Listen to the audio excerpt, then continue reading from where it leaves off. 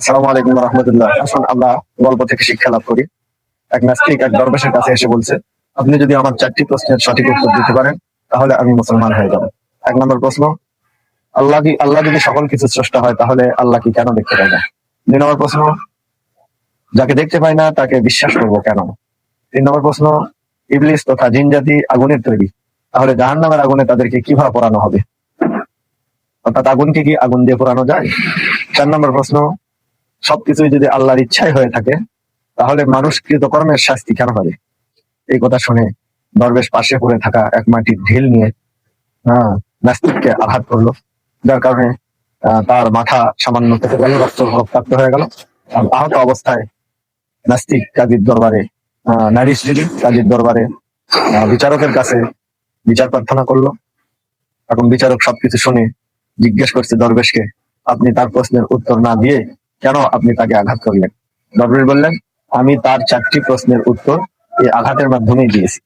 কারণ তার প্রথম প্রশ্ন ছিল আল্লাহকে দেখতে পাই না, আল্লাহকে কেন দেখা যায় না, এই প্রশ্ন ছিল।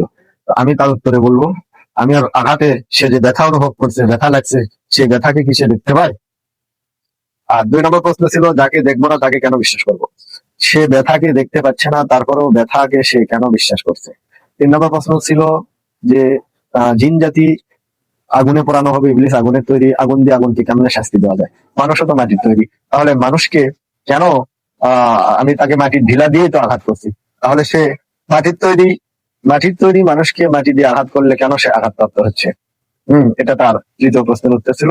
আর 4র্থ প্রশ্নের উত্তর হলো তার সে বলছিল যে সবকিছু আল্লাহর ইচ্ছাই হয়, মানুষ কেন কৃতকর্মের সাজা পাবে? তাহলে এখানে যদি আল্লাহর ইচ্ছাই সবকিছু হয়ে থাকে, আমার তাকে আঘাত করাটাও আল্লাহর ইচ্ছা রয়েছে, সে কেন বিচার দায়ের করেছে, সে কেন মামলা দায়ের করেছে?